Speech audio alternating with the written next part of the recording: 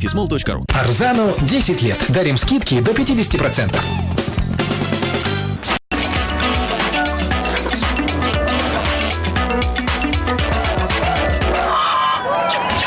Почувствуй ритм.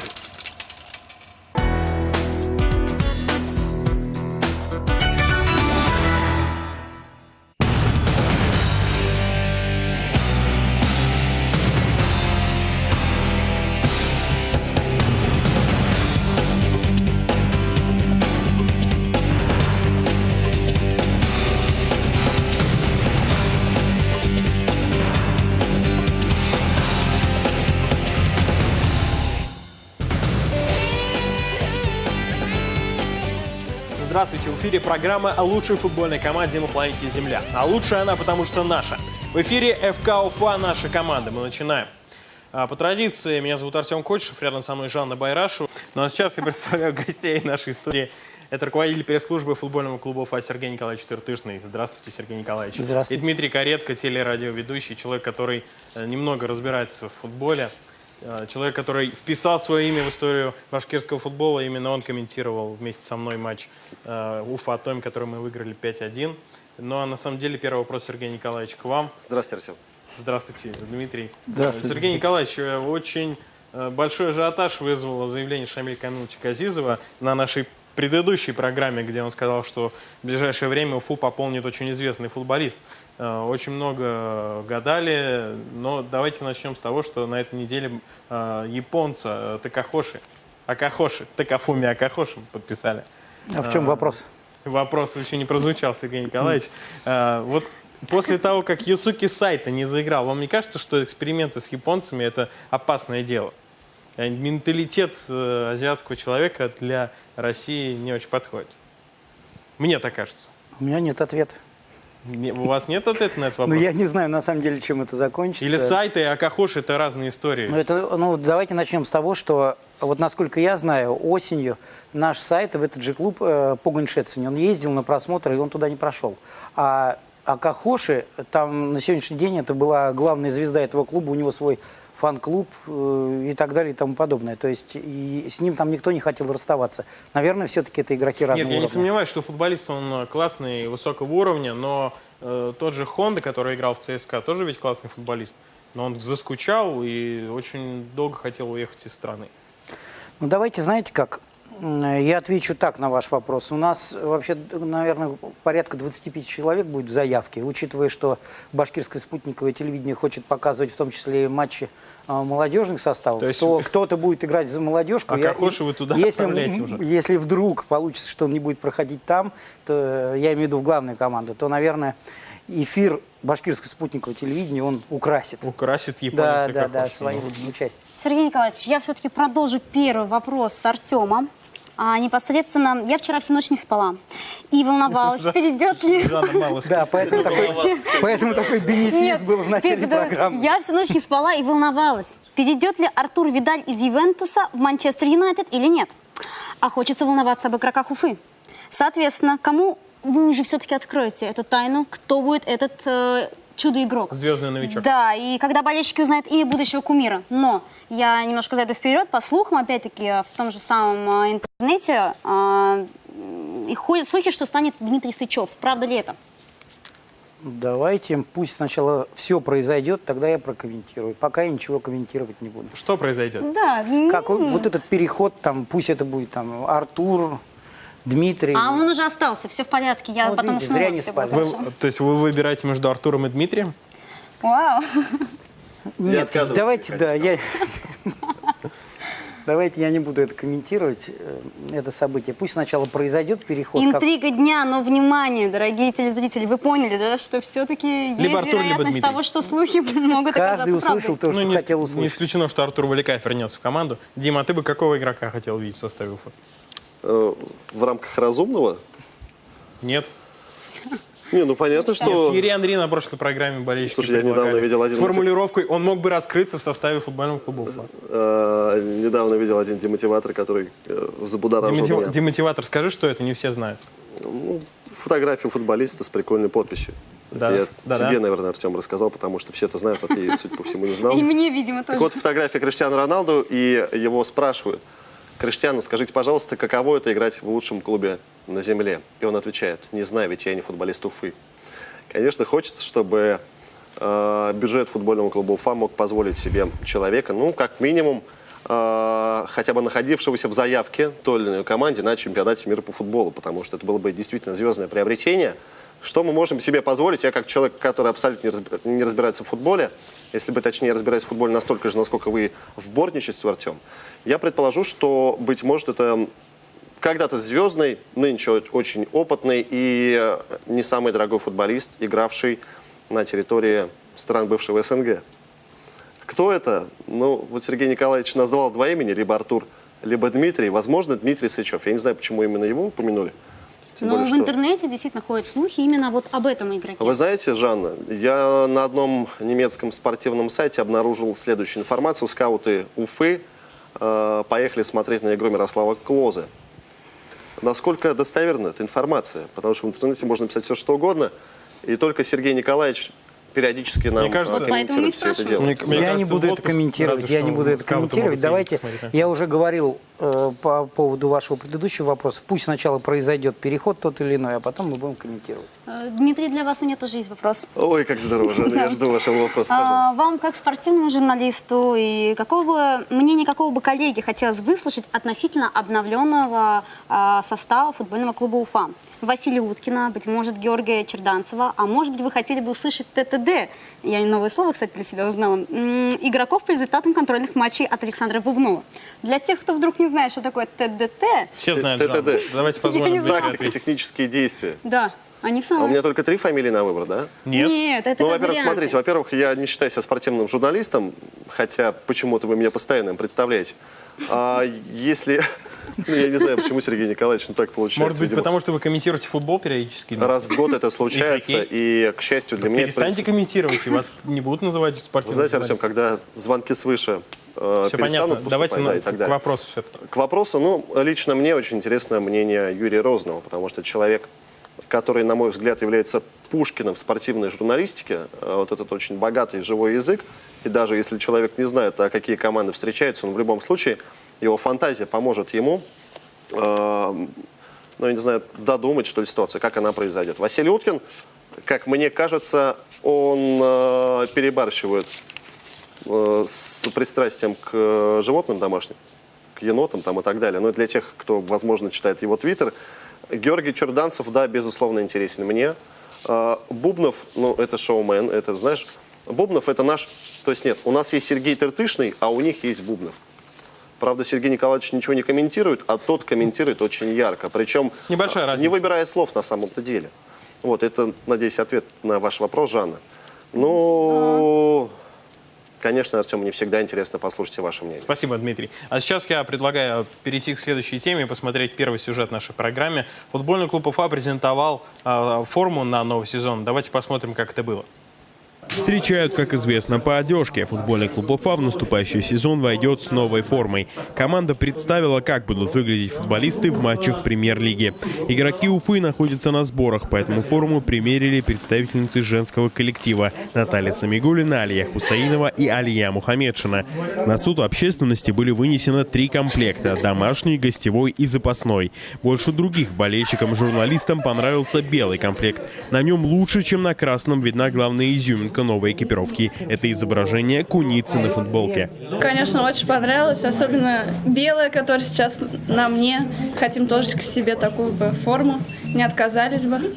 А вот красная домашняя форма вызвала самые большие нарекания со стороны болельщиков. Возможно, ждали большего креатива. Принт в виде куницы есть и здесь, но без труда его не разглядеть. Запасная форма, как и прежде, будет салатового оттенка. В такой Уфа играет все свои контрольные матчи на предсезонке. Другой немаловажный аспект – удобство формы. Футболистки оценили. Форма очень удобная, все 3 комплекта мне понравились, но больше всего мне понравилась белая. игровая форма. Но они все такие дышащие, они очень удобные, к телу прилегают очень хорошо. Ну, в общем, все 3 формы очень хорошие.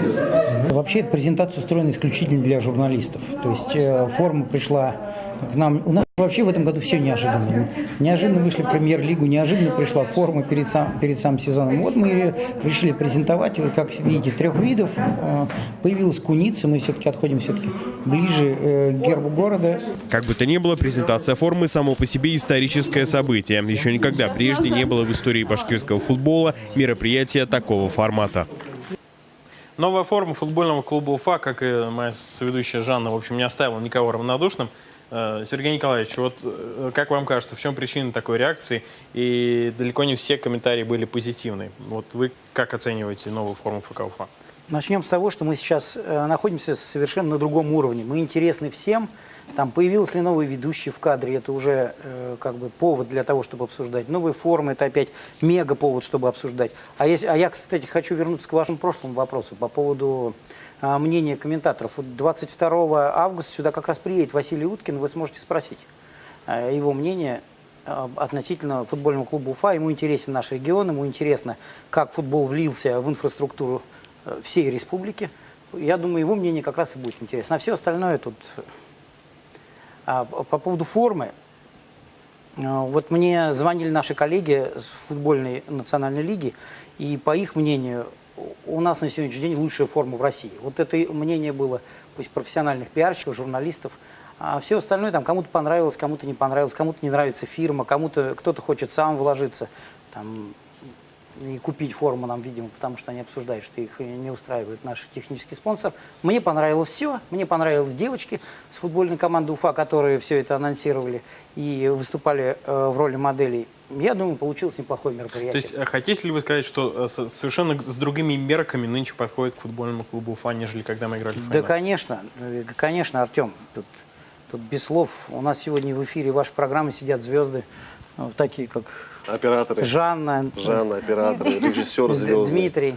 И у меня еще один вопрос, Сергей.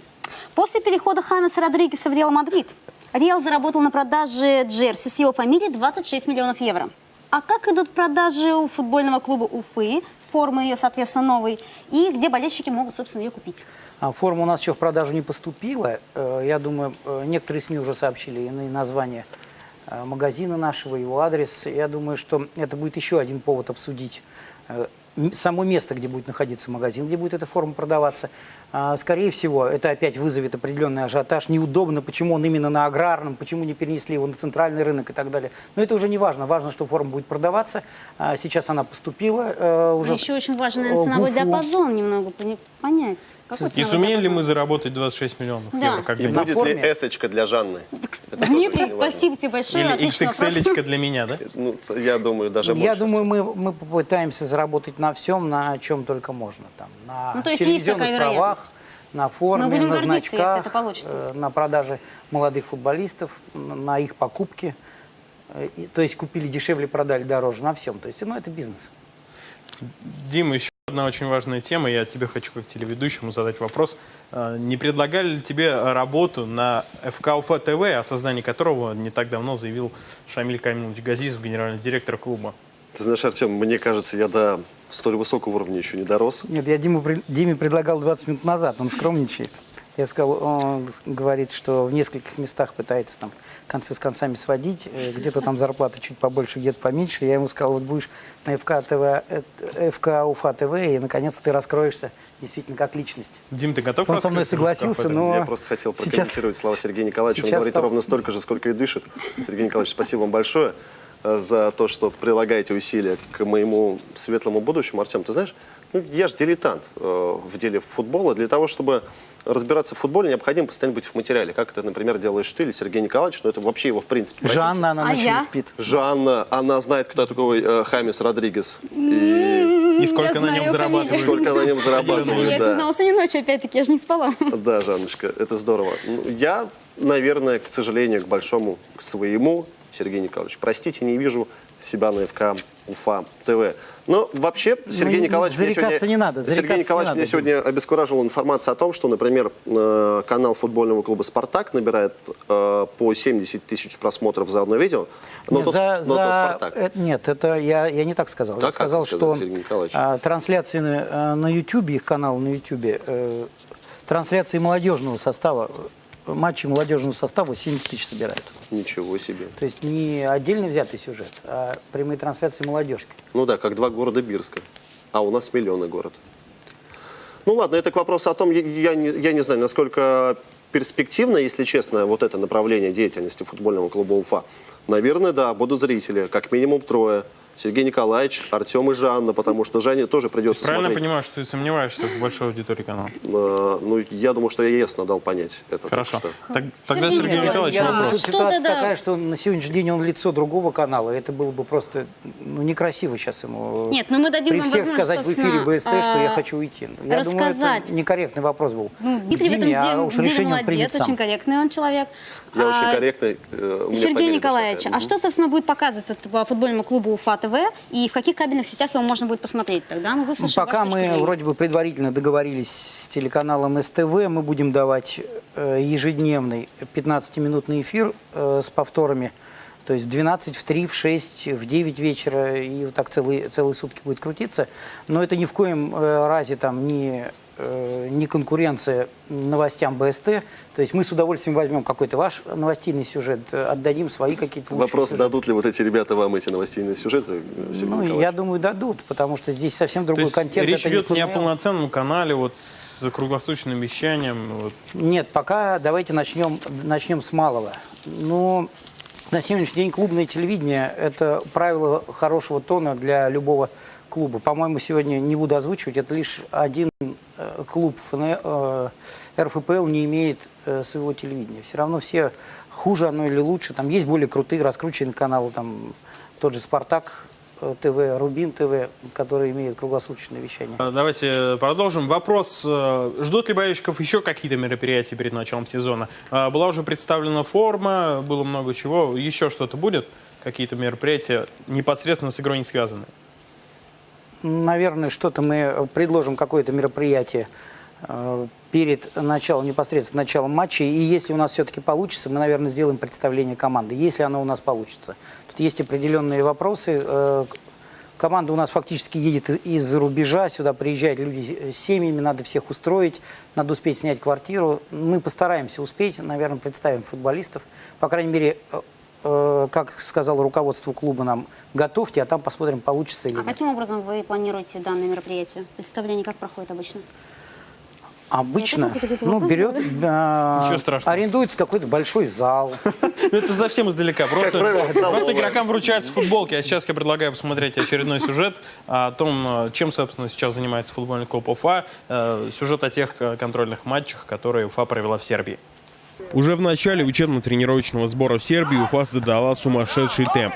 За один день подопечные Игоря Колыванова провели сразу 2 матча. В первом из них против сербского Земуна в том числе принимали участие игроки, находящиеся на просмотре Чордашич и Живанович. Встреча получилась результативной. Победа осталась за башкирской командой 4-2. Дубль сделал Ханжич. Еще по голу на счету Килина и Безлихотного. Другой состав Уфы разошелся миром 1-1 с израильским ХПЛем. За 5 минут до конца Марсиньо поразил ворота со штрафного. В очередном матче ФК Уфа уверенно переиграл клуб боснийской премьер-лиги «Борц» из города Баня-Лука. В первом тайме счет открыл хорватский легионер уфимцев Иван Пауревич.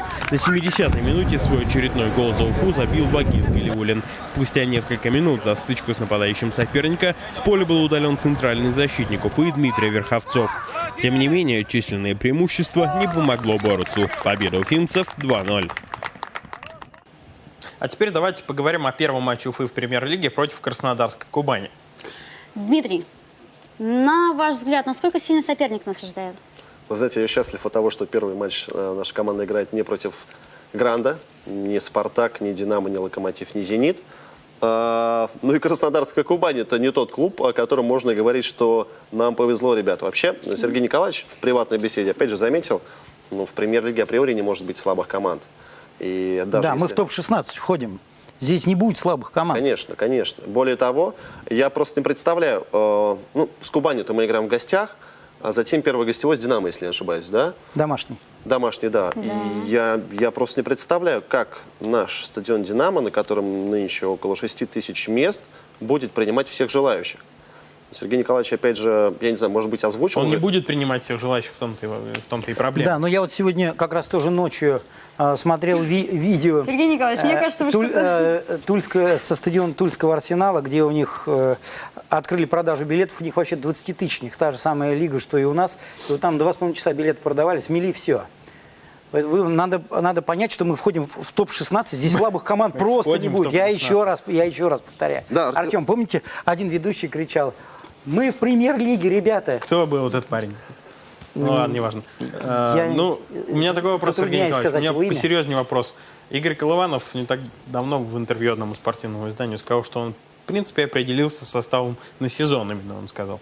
Означает ли это, что, по большому счету, борьба за место в основе закончена? Или все только начинается? Сергей, а почему он должен в данный момент говорить правду? Потому что его же слушают и те люди, которые будут против него играть. Он не говорит ничего конкретного, он же не расставляет игроков. В принципе, я определил состав. Да, давайте вы между собой к какому-то решению придете. Ну хорошо, мы пришли, мы ни к чему не соглашусь пришли. Сергей Николаевич, нам интересно, что скажет Нет, все-таки клуб. вопрос, да, действительно, вот если тренер в начале сезона, в принципе, определился, те 11 человек, которые будут выходить в основе. Но я должен сказать, это же здорово. Опять же, значит, за молодежный состав будут выходить какие-то местные, пусть звездочки. И опять же, учитывая, что БСТ будет показывать матчи молодежного состава, у вас будут опять расти рейтинги, то есть реклама и так далее. Даже если он действительно определился, то БСТ от этого точно не проигрывает. А БСТ точно будет показывать? Ну, по крайней мере, письмо нам пришло от вашего телеканала с просьбой показывать матчи молодежного состава. Сейчас оно на рассмотрении руководства клуба. И у меня мой вопрос все мой. Я переживаю за болельщиков, собственно, как и в прошлый раз. Мы все за них переживаем, Жанночка. Будут ли наши болельщики участвовать в гостевых матчах? Есть ли какие-то условия для них? Вообще, каким образом это происходит? Потому что, опять-таки, будет ли организован выезд в Краснодар? Будет ли? Знаете, у нас есть специалист по работе с болельщиками. Выезд они организовывают, как правило, сами. У них есть там фан-карты. Я, честно сказать, я не совсем в теме, но на выезд собираются наши болельщики. Ну, а в каком количестве примерно, чтобы понимать? Потому что мы в прошлый раз разговаривали о «Спартак», и «Спартак» ездит в количестве 5000, 4000 человек. Вот хотелось бы узнать, насколько Уфа в этом плане Ну нет, мощная. у нас пока поскромнее, у нас где-то до 200 человек. Да, но надо учитывать, что придут кто-то, как вот только что вы говорили, что в других регионах тоже живут там выходцы из Уфы, из Башкортостана, наверняка они придут именно на наш сектор. Я не знаю, сколько поедет, это уже будет ясно по факту. На сегодняшний день никто ничего не знает конкретно, как мы будем играть, на каком месте мы будем идти, сколько болельщиков будет ездить. Мы с вами все в одинаковой ситуации. Смотрите, вот что, единственное, что я могу сказать, у нас красивая форма. У нас вроде неплохая команда. На первый взгляд по результатам. Форма красивая, Дмитрий, точно, команда еще неплохая у меня вроде. вопрос небольшой. Да, пожалуйста. Да. Скажи, пожалуйста, вот на ваш взгляд, этой зимой, например, в минус 25, вы будете находиться, где будет находиться Дмитрий Каретко? В теплой Уфа-арене или на стадионе «Динамо»? Очередная провокация такая. Слушайте, никакой провокации. В теплой Уфа-арене есть человек, который получает за это деньги, это Азамат Муратов. Если мы говорим о футболе, это Артем Кочешев. Собственно, Дима Каретко будет находиться дома. Да? Нет, а я с огромным удовольствием буду общаться с Сергеем Николаевичем. И, что касается болельщиков, вот, дело Дмитрий, в том, что... собственно, следующий вопрос, который ты опережаешь, касался именно какие рекомендации дашь болельщикам, потому что раз мы говорим о том, что футбол — это настолько мощная и сильная игра, и очень много людей увлекается этим видом спорта, как сидеть в минус 25 на стадионе? Мой мозг, к сожалению, не может начнем с того, что Сергей Николаевич, мы как дискутировали уже в моем эфире, в эфире моей программы, и он как-то сказал, вот, говорит, как ты думаешь, Димка, что популярнее, хоккей или футбол? Я говорю, я не знаю, но у нас есть Салават Юлаев, который был чемпионом России там, и обладателем Кубка Гагарина, хорошо. Представь, что у нас есть 20-тысячник, стадион имеется в виду, и приезжает «Спартак» или «Зенит», у которого есть «Халк», и ты думаешь, этот стадион не набьется? Я говорю, думаю, набьется, скорее всего. Даже на некоторые матчи со СКА, с лидером КХЛ, Уфа-арена, к сожалению, не набивалась. Что касается зимы, вы знаете, Жанна, дело в том, что есть такие люди, которые обожают зимнюю рыбалку. Они одеваются потеплее, они берут чай в термосе там, и так далее. но они найдутся. Ну, Понимаете? я хочу тоже, Жанна, понимаете, но я не готова я в могу полу сказать, что, стоять. возможно, в минус 25 матч будет перенесен. Да, скорее всего, либо будет отменен. Он перенесен будет Возможно, в городе да. Уфа или в другие города куда-то? Ну, это действительно Сочи, же форс-мажор. Ну, может быть, Может, В на Сочи может быть, сейчас нет футбольного Я стадиона. минус который 18 мы соответствует играли. Киеву. А я Томске просто надеялась на то, позапрошлом что, году. возможно, есть какие-то теплые завесы, которые есть, ну, как бы у нас. Нет, ну, кстати, на стадионе техника. «Динамо» очень прикольно организовывали в прошлом году, когда было холодно. Во-первых, был вход бесплатный, не знаю, будет ли в этом году так. Был бесплатное горячий чай. питание, Нам уже да, сказали, горячий что чай, нет, да. уже дали понять, что, Ну, дорогие друзья. в минус 20 вполне возможно, что На стадионе даже все «Динамо» в желающие... минус 20 мы играть не будем однозначно. У нас нет подогрева. Да. И либо успеют достроить нефтяникам, и уже вот первый холодный матч проведем там, либо придется играть где-то на каком-то резервном стадионе, Тут например, в одно из двух. Екатеринбурге. Дим, а за кого ты будешь болеть, если Спартак приедет? Не если, а когда Спартак приедет в Уфу? Я же знаю, что ты болеешь за красно-белых. Ну, он патриот, Ну и надеюсь. Уфа тоже красно-белый, на самом деле, в какой-то Кстати, да. степени. Красно-бело-салатовые. Как Ну, ты недавно понял. моя родина, Республика Башкортостан. Я родился в городе Уфа. Сергей Николаевич мой друг. Шамиль Газизович человек, которого я очень сильно уважаю. Я обожаю нашу футбольную команду с тех пор, как она появилась. Поэтому я как она думаю, зашла что в все Премьер-лигу. вопросы должны отпасть автоматически. А «Спартак», да, ну это классная команда, которая в последние 10 лет просто не везет. Все, не называй себя больше никогда болельщиком Спартака. Ну, сейчас Дмитрий прямо перед вами начал свою политическую карьеру. Заметили, как он красиво подвел? Да-да-да, я очень внимательно за ним. Хорошо, я забираю слова по поводу дружбы с Сергеем Тыртышным. Все остальное также. Спасибо вам большое, друзья. Наша программа подходит к концу. Я напоминаю, что это был Дмитрий Каретко и Сергей Тыртышный. Я думаю, что еще не раз увидимся.